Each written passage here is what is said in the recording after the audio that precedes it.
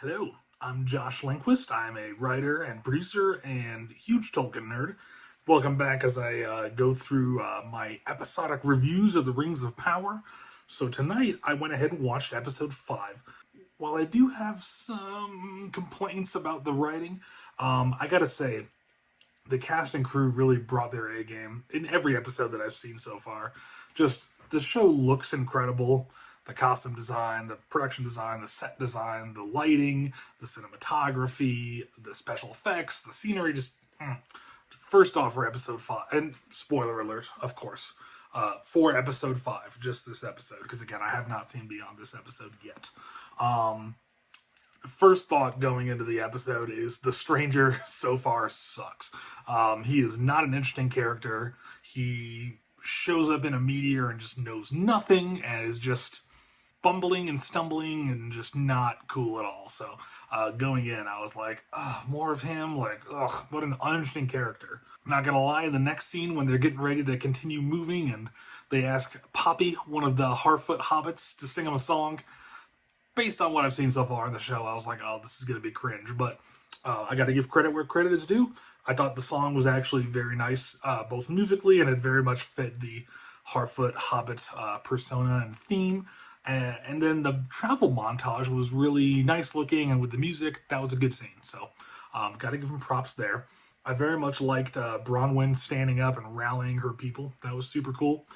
So far in the show, I've been very critical of pretty much every scene set in Numenor.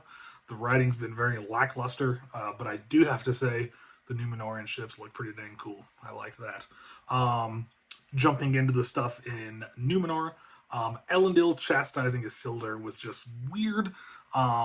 It seemed really unwarranted. He was super callous towards his son, and like they've done a bad job explaining Isildur's motives. Now there was a couple week gap between when I watched the first 3 episodes and when I watched 4 and now 5. But I don't really remember them establishing like this whole going west thing Isildur keeps talking about. Like, why did he sabotage his position with the Sea Guard in the last episode? Like, they really didn't build it up well or make it compelling. So like, both Elendil and Isildur, just the whole scene feels like meaningless and just poorly written. Just Okay, so one scene I really had an issue with was in Numenor when they're training some of the soldiers to get ready to go to Middle Earth, and Galadriel comes in and like challenges them and then fights them. That didn't work for me for a couple reasons. First off, the show has already established that Galadriel is a badass fighter. Like, she's cool. She can handle her own. So we don't need a scene to showcase that. And it didn't really tell us anything new about the other Numenorian kind of minor characters that were involved. So this scene has no character development. And as a fight scene, it lacks the stakes and tension of a normal fight because we know they're just training, like no one's going to die probably. So yeah, that scene just felt like a very long waste. Didn't need to do that. And expensive to produce too. Okay, so the big twist with Mithril is Silmaril juice now? What? What is that? Okay, again, for the record, I'm okay with them deviating from the books. I get that they have to with an adaptation, but like, that's just out of left field. That's weird. And it makes Mithril seem way more valuable, which, when we go back to the Lord of the Rings trilogy, which is kind of in the same continuity as this show, it's just like really cool armor. I do have to pivot and say that kind of in the next scene / the second part of that scene between Elrond and Gil-galad, I did like their debate where Gil-galad's trying to get Elrond to break his oath and Elrond's kind of sticking to his oath. That was a good scene.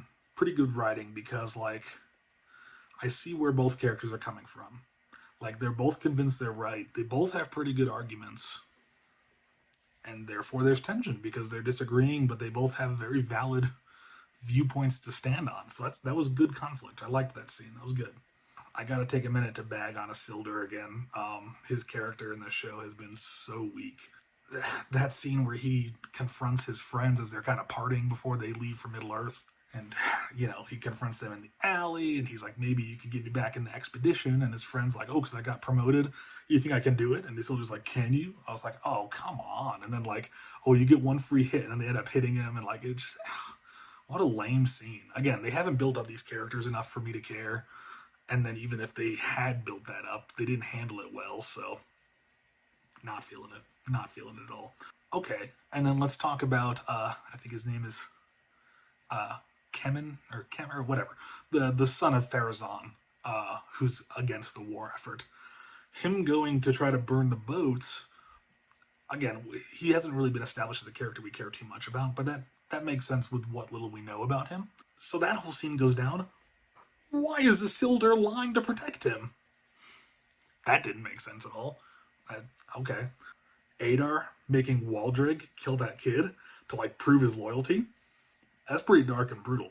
I like that. I like that scene because it sets up Adar as a pretty brutal, like threatening villain. But it also raises a question of like, why does he seem upset at being mistaken for Sauron? So that pulled me in as a viewer. I'm like, okay, I want to know more. That was a good scene. One of my biggest disappointments with this episode, besides kind of the stuff with the writing that I've been talking about, we didn't get to see much of Arendir, who's my favorite character in the show so far. I think, besides him being my favorite, he's been the most compelling, the most well-written. So he just has the most like stakes that I care about as a viewer. But I love his line of when he's talking with Theo, and Theo's like, but half our people left, and Arendir goes, but half stayed. I was like, that's cool. Later, not long after that, though, when Bronwyn suddenly loses hope, like that seemed like it came out of left field, where I was like, she's talking about surrendering now. Where did this come from? That was a little sudden and jarring, but then I really liked her musing on like humanity and like its relationship to the darkness. Like, are we destined for this? That was cool. And then the way they pivoted from that into her and Arendir being like, oh, we can use the tower against our enemies. Like, that was cool. That was like, okay, they're setting up something interesting. So that was fun. The last couple things of the episode, when Elrond and Durin have a heart-to-heart, and they're talking, and, Elrond's saying, yeah, the elves are looking for Mithril. They're kind of being honest with each other. That scene should have had more gravitas, and then Durin just kills it with his making Elrond say like 3 times that the elves are in his hands. Like, that was lame writing. Not a fan. It just killed the tone of the scene. It didn't work. Also, that scene where Halbrand gets summoned to go to the little council in Numenor, and he like leaves his king's necklace. They make a big deal of him setting it down, and they zoom in on it, and then he picks it up. I was like, so unnecessary, so forced, so not a fan. But the last note of the episode, Galadriel's armor that she comes on the boat on, that was cool. That was very epic armor, great design. I love the slow-mo shot of her walking on. I was like, okay, like, this is cool. So I guess in summation, my thoughts on the episode were pretty much what I've been saying about the show so far. All the technical stuff that the crew did and the cast, excellent. The show looks great. It's beautiful. A lot of work went into this, and a lot of people really brought their A game. So I don't want to detract from that, but I still feel like the writing could have been better. I think episode 4 of the 5 I've seen so far has been the strongest. But with this episode also, I feel like they're building up to something in episode 6. So I do think this is the most excited I've been to watch the next episode so far in the series. So that's exciting. So in the next couple of days, I'll watch episode 6 and I'll post my thoughts on it. Please like and subscribe so you can continue my journey through the Rings of Power series, and thanks so much for watching.